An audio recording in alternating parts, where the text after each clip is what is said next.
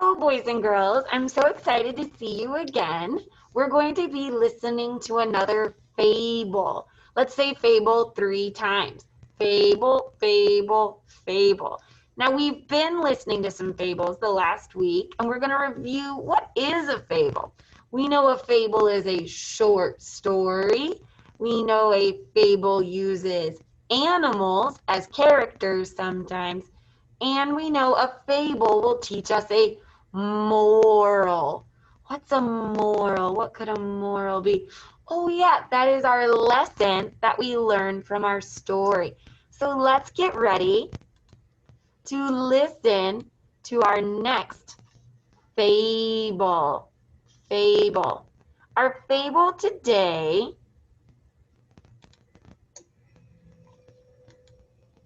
is called The Wolf in Sheep's Clothing. Now, this might be a fable that you've already heard before. It's called The Wolf in Sheep Clothing. Before we get started, it has a few words that we might need to know. One word is disguise. Disguise. Sometimes you might wear a disguise on Halloween, kind of like a costume, or it changes the way you look. Another word in our story is fleece. This is the sheep's coat of wool. So, for example, the sheep's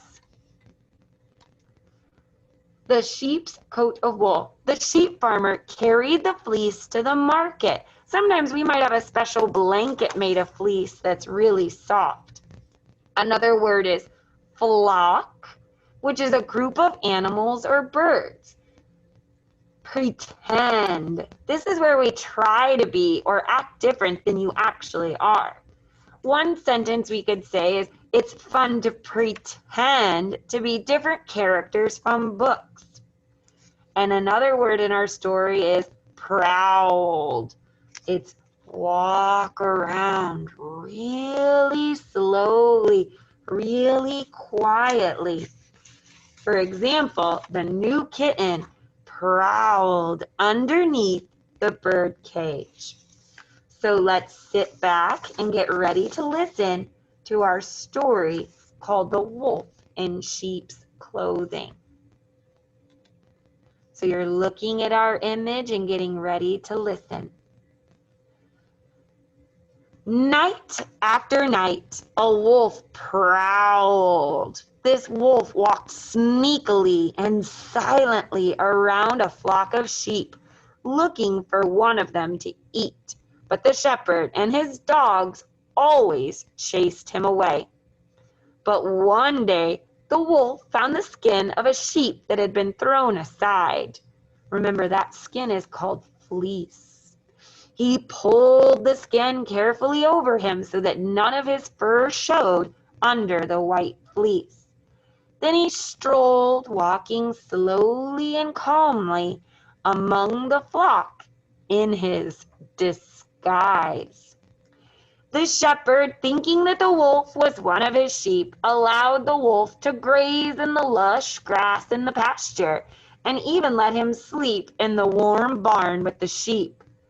For many days and nights, the wolf ate and slept better than he ever had.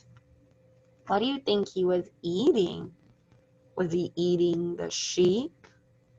Oh, all those sheep. But one day, the shepherd decided to sell one of his flock at the market. The shepherd needed to choose one of his sheep to sell. He chose the biggest, the plumpest sheep he could find and brought that sheep into town. Can you guess which one it was? It was the wolf. The end. What do we think our moral of this story could be? Things aren't always as they seem. If you pretend to be what you're not, you might end up losing in the end. So if we think about it, the wolf pretended to be that sheep, but in the end, when he looked like the biggest, plumpest sheep. It didn't work out for him. He ended up being sold at market. Thanks for listening, boys and girls. Have a great day.